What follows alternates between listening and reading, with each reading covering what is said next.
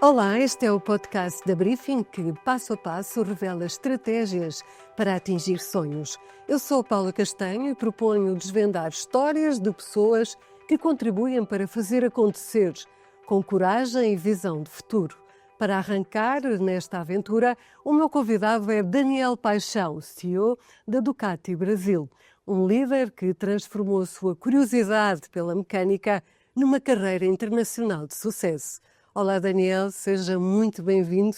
Como é que um português agarra numa grande paixão e transforma numa carreira internacional de sucesso? Olá, Paula, muito obrigado.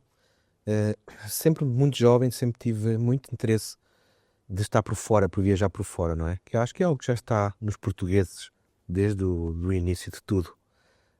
Quando surgiu essa oportunidade de eu ir trabalhar para fora, tive essa curiosidade, já com a família, aqui em Lisboa, decidimos e assim foi. Saí de Portugal para a Argentina, depois da Argentina para a Alemanha, da Alemanha para o Brasil, e no Brasil já estou agora, vai fazer agora 10 anos. Tem sido uma carreira praticamente fora de portas, mas antes começou por cá.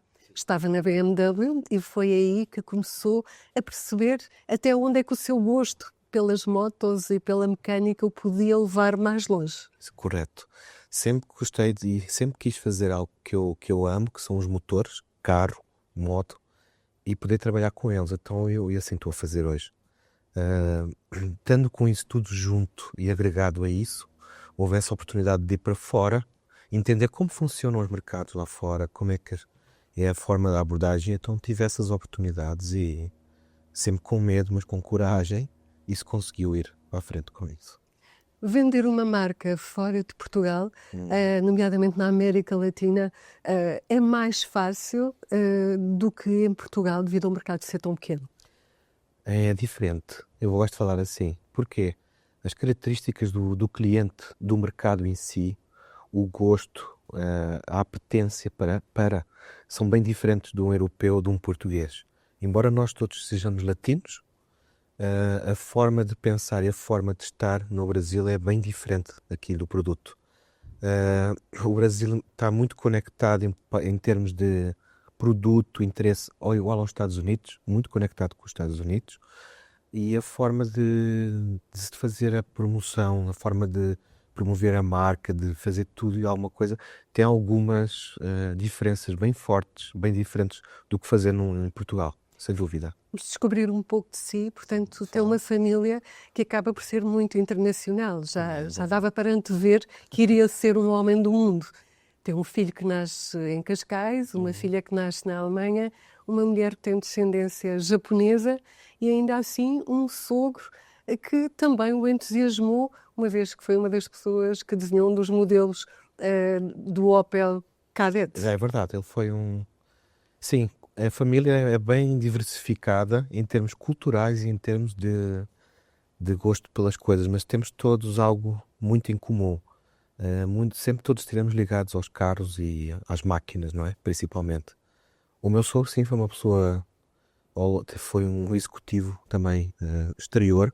Ele trabalhou na General Motors muitos anos nos Estados Unidos, depois esteve no Brasil. Marcou a geração de design no Brasil com um carro muito famoso no Brasil, que é o Opala, toda a gente conhece lá. E também ao mesmo tempo trabalhou, e essa do Opel Kadett, que é verdade, fez essa parte do design na altura, com um designer que também trabalhou muito famoso, que era o Chris Bangle. Então faziam tudo, essa parte do design do artista é diferente. Para mim, como engenheiro muito técnico, não é? Era na época.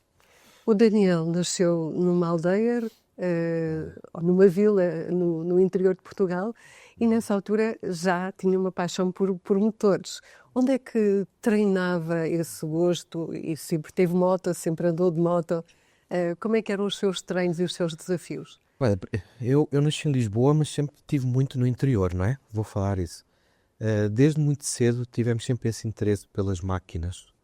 E nada melhor do que poder ter acesso, seja às motorizadas antigas, aqui as SAS, toda a gente conhece em Portugal, do nosso tempo, não é? As máquinas do trator, as caminhonetes, tudo que pudesse dirigir ou testar, eu estava lá, eu fazia isso. Então desde muito cedo veio esse gosto por ver isso. A minha grande paixão que me despertou ainda muito jovem foi a primeira vez que eu vi um carro de rally em corrida passar. E aí eu fiquei assim um pouco, isto é uma coisa bem diferente, eu gosto disso. Dá medo, mas eu gosto disso. Ainda não sabia que queria ser engenheiro mecânico. Não, não. Eu sempre queria ser piloto, não é? A gente sempre quer ser piloto ou fazer algo desse género. E aí o mais próximo que eu encontrei foi ser engenheiro mecânico para fazer isso. Depois da engenharia, fiz trabalhos muito técnicos, mas depois eu comecei-me a alargar, que eu fiz uma pós-graduação em Marketing International Business com o ISCTE, e aí me abriu muito a minha forma de pensar para a área comercial, para a área do marketing, usando essa componente de conhecimento técnico, que é muito importante quem trabalha nessa Foi área. aí que deu o salto para a BMW fora de Portugal. Sim. Vai para a Argentina. É um mercado completamente diferente do nosso. Sim. O que é que conquistou logo? Ou o que teve que trabalhar em termos de marca para, de alguma forma, mostrar que era uma mais-valia para a BMW? A Argentina, na época que eu fui, para já foi uma experiência completamente nova, não é? Culturalmente, idioma, embora a gente pense que sabe falar muito bem espanhol de Espanha, lá é diferente, então eu tive que adaptar. Mas a parte da Argentina, na época que eu fui, estava com algumas atribulações na área do governo, política, mas a marca já era muito desejada. Na época ainda conseguimos chegar, a minha equipe que estava lá, a cerca de 32, 33% de market share, que é muito alto na época. Depois parou, foi fazer isso devido às características que havia do país, e daí depois é que eu me movimentei para a Alemanha, para Munique. E aí, em termos de profissionais, em termos de BMW, qual foi a mais-valia que conseguiu retirar dessa sua passagem pela Alemanha? Olha, na Alemanha foi outra vez uma diferença, um aprendizado muito grande da parte cultural. Estar num país diferente, num país que é completamente diferente das culturas que a gente conhece, está habituado a ver.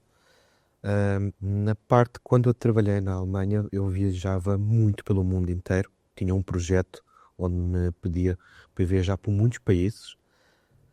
Foi aí que eu entendi de uma forma muito, nem que eu te falar, muito humilde, eu vou falar. Nós pensamos que o mundo é muito grande, mas quando se viaja muito, começamos a entender que o mundo não é assim tão grande, não é? Fica mais pequeno. Ficava fácil de sair de Munique para ir para Tóquio, São Paulo, Bogotá, voltava. E o que é que acontece? Aí sim, aí eu fiquei, felizmente, me deu uma bagagem, como se faz, como a gente fala aqui, de entender todos os mercados, como funcionam, o que é a necessidade de um para o outro, tem as suas diferenças, e aí está o grande desafio da marca, como você estava a falar. O que é que a marca pode fazer para se adaptar à cultura daquele país, que não pode ser igual ao do outro lado do mundo. Há sempre adaptações. E aí temos que entender, escutar muito, para que às vezes há coisas que nós decidimos fazer num lado, que pode ser algo muito mal educado no outro lado. Então temos que ter atenção como fazer isso. Quer-nos dar um exemplo? Deixa-me dar aqui um exemplo. Nomes de produto. Há nomes que provavelmente sonhamos. Vamos falar de Portugal. Se a gente aplicar, esse modelo não pode ser vendido nunca, porque é um nome muito forte ou não muito bem educado, mas lá fora calha bem esse nome. E é um nome que a marca decidiu. Então, temos que ter essa abertura e velocidade para poder mudar as coisas e garantir e nos adaptarmos ao que o mercado precisa. Não é a marca que faz isso. O mercado é que nos dá as regras do jogo para comprar os nossos produtos, não é? E a nossa marca. Então temos que ser bem rápidos e inteligentes para adaptar ao momento. Também, por outro lado, a sua faceta de aventureiro em duas rodas, enquanto esteve na Argentina, acabou por viajar muito também, sozinho. Já o fazia antes de ir para lá. É uma das pessoas com um historial de viagens em solitário, em duas rodas, talvez muito, muito elevado. Quer nos contar e partilhar aqui connosco? Vou contar um pouco, tá? Eu viajava muito mesmo de moto sozinho. Depois comecei a ter alguns amigos aqui em Portugal já, para viajar junto. Ainda hoje falamos. Eu posso falar isso. Foi numa época que estava a surgir provavelmente antes o Facebook, a parte da mídia toda. Então eram viagens que se faziam que passava a palavra. Passávamos a palavra, ele fez, ele foi lá, não foi. Fiz praticamente quase toda a Europa, posso falar isso, sozinho, às vezes como eu podia ou não. E quando cheguei à Argentina, aí praticamente consegui fazer toda a Argentina, o Chile. Fiz a América do Sul, vamos falar assim, que foi para mim uma coisa completamente diferente, eu não tinha visto. O que é que registra? Houve momentos Sim. de susto, de medo, de desafio? Sim, primeira vez, o Brasil é igual, a Argentina, o Chile. O que me marcou, uma das coisas que ficou na minha memória, eu estava a viajar no sul já da Argentina para chegar a Ushuaia, que é a Terra do Fogo, e um pouco antes eu consegui parar e ver algo que eu pensava que só via no National, na televisão, não é? No National Geographic. Os pinguins. A gente vai no zoológico, vai todo lado ver isso, mas ver ao vivo, ver isso acontecer é uma coisa assim diferente. A gente pensa, poxa, isso aqui é algo diferente.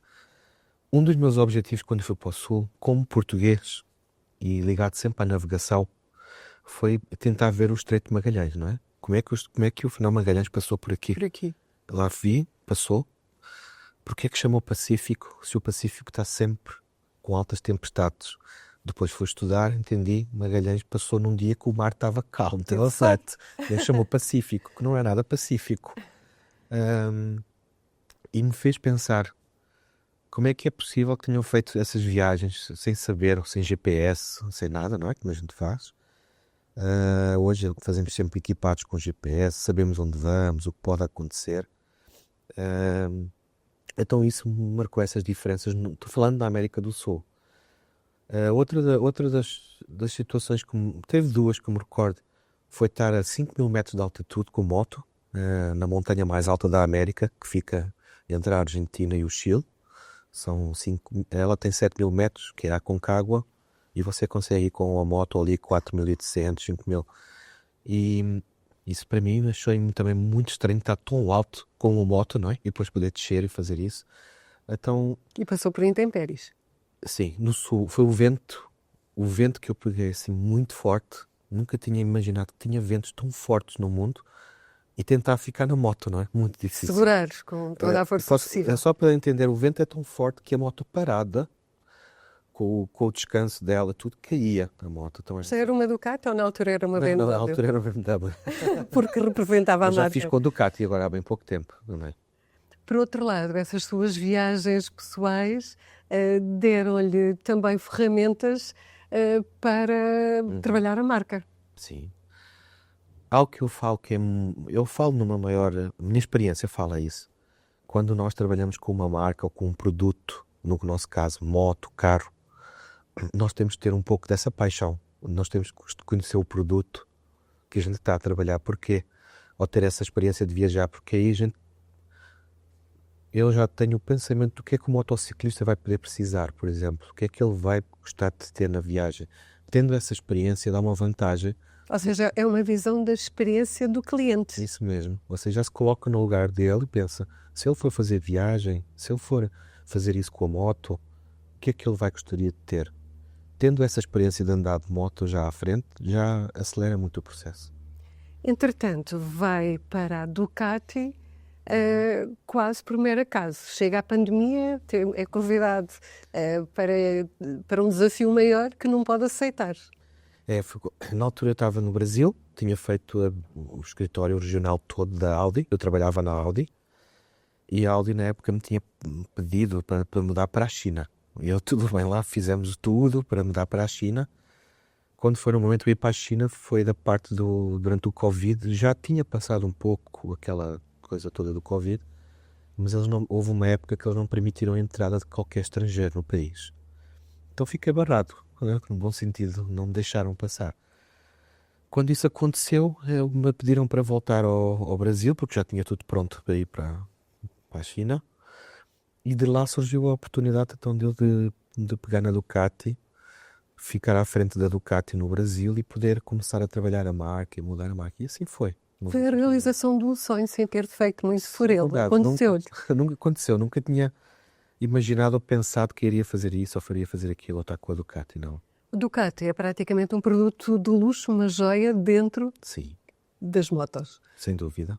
E dentro da joia, do luxo, ainda tem umas coisas dentro muito luxuosas, muito específicas. Ou seja, temos motos, se eu disser algum disparate, corrija-me, Não, não. entre os 800 e os 1300 de cilindrada. Sim. Temos uma moto que é de 1000 de cilindrada, que é uma das mais rápidas Do mundo, sim. do mundo. É, isso é verdade.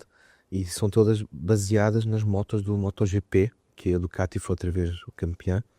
E toda a tecnologia que se aplica lá passa depois para as motos do cliente que a gente tem no dia a dia, na rua.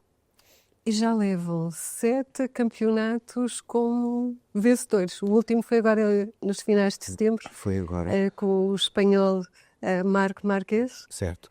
No fim de semana anterior ganharam como construtor de marca e como piloto depois no fim de semana depois com o Marc Márquez. Sim, nunca aconteceu e na verdade tem vindo a ganhar tudo o que é possível ganhar. Aliás, já se equipararam em termos de recordes de ganhar como marca e mesmo como piloto o Marquês também já se ficou igual em campeonatos do mundo com o Valentino Rossi. Então é muito interessante o que está a acontecer. Mas mais interessante é a tecnologia aplicada nessas motos hoje.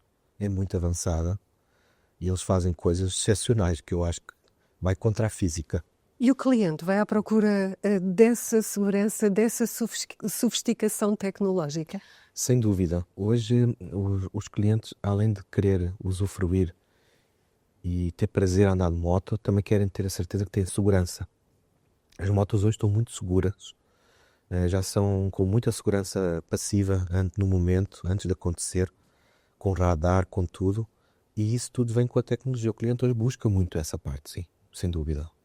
O Brasil é um mercado onde se vendem mais motos, mas de uma cilindrada inferior. Certo. É quase o substituto de um carro. Estas motos de grande cilindrada têm também um mercado expressivo. Tem. É um mercado que normalmente é dentro... O mercado total de motos no Brasil vai entre 1,6 a 1,8 milhões, não é? E este ano, pelo que estive a ler, já vai subir mais 15%. Vai estar a subir bem forte. Isso também é um sinal que motos de pequena e baixa cilindrada, embora não seja igual em Portugal, lá baixa cilindrada é 125, começa tudo em 125 cc até 250. Você está a vender muita moto dessa, que normalmente são motos mais baratas, não é? É moto de volume. O mercado da moto premium, onde nós estamos inseridos, a Ducati, anda sempre normalmente ali nos 25 mil unidades por ano, com todas as marcas envolvidas, acima de 500 centímetros cúbicos. Sim. Então é um mercado bem pequeno dentro do mercado total de motos no Brasil. Ainda assim, estamos a falar de 1 milhão de faturação anual. Anual que da Ducati, não, em euros, é o que eu estava a falar, são 25 milhões de 25 euros. milhões. Sim, mais ou menos. Anda nesse valor. Lá no Brasil, na Europa, ou outros países como Aqui os em Estados Portugal, Unidos. baralhei os números possivelmente porque em Portugal é mais baixo. Portugal é Muito mais mais. baixo. Portugal não tem um importador aqui. O importador está em Espanha. Eles juntam os números com o mercado de Espanha e o mercado de Portugal. Normalmente acontece assim com muitas marcas, mas Portugal deve estar a vender cerca de 500, 600, 500 Ducatis por ano. Aquilo é o número que se deve estar a vender de motos por aqui, da Ducati. O que é que explica o amor pela Ducati? Esta joia que tem um significado que se traduz em sonhos, em realização e concretização de um Paula, sonho. sabe que é uma coisa, quando eu cheguei à Ducati, a gente não entendia, eu não entendia essa paixão pela marca, não é? Porque são apaixonados mesmo. Tem uns clubes próprios que se chama DOC, que são os clubes dos fanáticos ou dos fãs da Ducati, e a paixão deles é uma coisa assim, nunca tinha visto em outra marca, são mesmo fanáticos. A palavra que eu uso é essa. E a paixão é algo que fica, não sai mais. E quando se fica na marca e quando se está com a marca, não se consegue sair mais disso. E o grupo, que hoje é muito grande, se sente toda essa paixão à volta da marca Ou Ducati. seja, uma fidelização e vão à procura de modelos cada vez mais potentes? Sim, tem as duas. Hoje tem muito cliente buscando moto para poder viajar longe, grandes travessias, nós temos essas motos, e também tem um misto de cliente que também quer ter a moto de velocidade, para poder andar na pista, para poder fazer isso tudo. Ele consegue ter as duas coisas ali na Ducati e faz isso. Uma curiosidade, no Brasil, havendo tanta insegurança, uma Ducati é segura por ser mais rápida ou é exatamente o contrário? É assim, a segurança no Brasil o Brasil é um país continental. Só São Paulo é muito maior que o nosso país, Portugal, não é? E em pessoas, então, São Paulo, o estado de São Paulo hoje deve ter 44 milhões de pessoas, não é? Então, Espanha e Portugal quase juntos, vamos falar assim. Precisamente. Eh, há determinados pontos, eu gosto de falar, a segurança é relativa. Eu uso moto quase todos os dias em São Paulo. É preciso saber como andar e onde andar. Eh, Tem muita insegurança, isso não é mentira, é verdade, toda a gente conhece, principalmente o Rio de Janeiro, tudo. Mas tirando essa parte, você viaja pelo Brasil, isso não existe, não acontece assim. É só a realidade que nós encontramos é um país gigante, com muito intercultural, são 27 estados e com cultura, o tom, idioma até às vezes um pouco diferente. Então essa parte existe. Grandes centros de cidade como São Paulo ou Rio, temos que ter alguns cuidados para fazer isso, para usar, isso é verdade. Tirando isso, podemos andar à vontade, vale a pena visitar, é muito diferente. E o Daniel, sonha um dia voltar a Portugal? Qual é o seu próximo passo? Estamos aqui num podcast que se chama Next Move. Qual é o seu next move? Essa pergunta é complexa, mas é muito emocional, Paula. Sem dúvida que eu já saí há 14 anos de Portugal para poder fazer esse mundo corporativo. Estou sempre ligado a Portugal, toda a minha família está aqui, da minha esposa igual e tudo. Mas o sonho seria um dia poder voltar para Portugal e poder usar todo esse conhecimento que eu tive internacional e de experiência lá fora, poder garantir ele e usar ele aqui, quem deseja, aqui em Portugal. Mesmo com um mercado tão mais pequeno que é o nosso, conseguiria ter a mesma projeção que tem lá fora? Não, é um país mais pequeno, é um mercado mais pequeno de trabalho, fechado, um pouco fechado, às vezes eu falo isso. A projeção é bem diferente do que você tiver no Brasil, nos Estados Unidos, porque são mercados muito grandes, com muita gente, então a projeção será sempre diferente. Mas nem tudo é projeção, Paula. Tudo também tem a ver com a nossa satisfação. E quem me conhece e está próximo de mim sabe que eu lá fora sou muito português em montes de coisas. E isso seria algo, se um dia fosse possível, de poder voltar e usar esse conhecimento e fazer ainda crescer mais o Portugal com pessoas que estão lá fora que gostariam de voltar para o país. Muito obrigada, Daniel, por esta conversa inspiradora neste que foi o primeiro episódio de Next Move. Pode acompanhar-nos no site da Briefing, Spotify, YouTube e nas redes sociais. Eu sou a Paula Castanho e volto daqui a 15 dias com uma convidada igualmente desafiadora.